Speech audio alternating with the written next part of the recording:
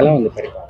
చాలా బాగుంది, అన్ని విధాలుగా బాగుంది. అన్న క్యాంటీన్ బాగుంది, పనులు వస్తున్నాయి, విజయవాడ డెవలప్ అవుతుంది. ఇప్పుడు ట్రాఫిక్ చూసుకున్నా కానీ పెరిగింది.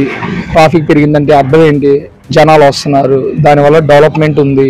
కింద రిక్ష తొక్కునే వాళ్ళ కాడ నుంచి టాపీ పని చేసుకునే ప్రతి ఒక్కళ్ళకి కానీ అన్న క్యాంటీన్ 5 రూపాయలకి అందిస్తుంది. ఈయన వాళ్ళు తిన్నాను, సేమ్ మా ఇంట్లో ఉన్నట్టు పప్పు ఉంది, బంగాళదుంప కర్రీ ఉంది, చాలా రైస్ అయితే చాలా క్వాలిటీగా ఉంది.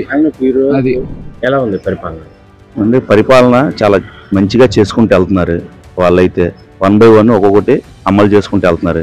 చంద్రబాబు నాయుడు గారు ఇచ్చినట్టు 4,000 రూపాయలు, 3,000 రూపాయలు పెంచి 4,000 రూపాయలు చేశారు. అలాగే వికలాంగులకి జగన్మోహన్ రెడ్డి ఉన్న గవర్నమెంట్ లో 3,000 రూపాయలు కూడా పెంచింది లేదు. అలాంటిది వికలాంగులు రాగానే 6,000 రూపాయలు చేశాడు. ఆయన పరిపాలనా విధానం బాగానే ఉంది. 1 by 1 ఒక్కొక్కటి చేసుకుంటూ వస్తున్నారు. తర్వాత ఉచిత గ్యాస్ సిలిండర్లు అన్నారు, ఇచ్చుకుంటూ వచ్చారు, అది కూడా జరుగుతుంది. తర్వాత రేపు మే నెలలో అమ్మఒడే అంటున్నారు. పథకాలు 1 by 1 అమలు చేసుకుంటూ వస్తున్నారు. ఎలా ఉంది పరిపాలన? చాలా బాగుందండి. జనాల స్పందన కూడా చాలా బాగుంది. అందరికి కూడా లోకేష్ గారు రావడం మాకు చాలా ఈ ఏరియాకి వచ్చేప్పటికి, గవర్నమెంట్ వచ్చేటప్పటికి చంద్రబాబు గారు ఆయన మీద నమ్మకంతో ప్రజలు కూడా ఆయన నమ్మి ఓటేశారు. దానికి తగ్గట్టుగానే పరిపాలన అయితే బాగుంది. ఈ గవర్నమెంట్ వచ్చి 10 నెలలు దాటుతుంది. గవర్నమెంట్ రాష్ట్రాన్ని అప్పులు పాలు చేస్తుందని వైసీపీలు మాట్లాడారు. సార్ ఆల్రెడీ నాశనం చేసేసారు కదా సార్ వైసీపీ వాళ్ళు. పింఛన్ 3,000 చేస్తారని చెప్పి 5 సంవత్సరాలు చేసుకున్నారు.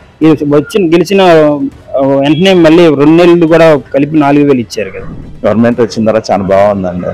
మేమైతే ఇంత ముందులాగా ఇబ్బందులు పడే రోజులు కాదండి. అందరూ కూడా ప్రజలందరూ కూడా మెచ్చుకుంటున్నారు. ఇప్పుడు చంద్రబాబు నాయుడు గారు ఉండటం చాలా మంచిదని మేము భావిస్తున్నాం సార్. అంటే గత పరిపాలనకి ఇప్పటికి ఏమన్నా డిఫరెన్స్? గతంలో 10 రూపాయలు ఇచ్చి 100 రూపాయలు అప్పు చేసామని చెప్పుకొచ్చారు సార్ జనాలకి.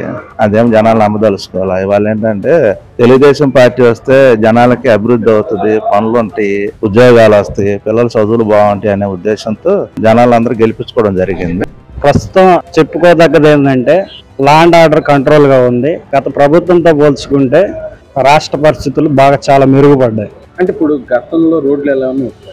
గతంలో చూసుకుంటే నేను ఆటో ట్రాన్స్పోర్ట్ డ్రైవర్ నాన్న, ఏ ఊరు వెళ్ళినా కానీ గుంతలమయంగా ఉండేవి రోడ్లు. ఇప్పుడు చంద్రబాబు గారు వచ్చిన తర్వాత రోడ్ల మీద వెళ్తుంటే మా ఆటోల్లో కొంచెం ఇది ఇబ్బంది లేకుండా, గుంతల్లో బండ్లు పడినా కానీ ఒక చక్రం దిగినా కానీ స్పేర్ పార్ట్స్ అనేవి విధవుతుంటాయి మాకు. ఆ పొరపాట్లు అనేది లేకుండా ఇప్పుడు బాగానే ఉన్నాను.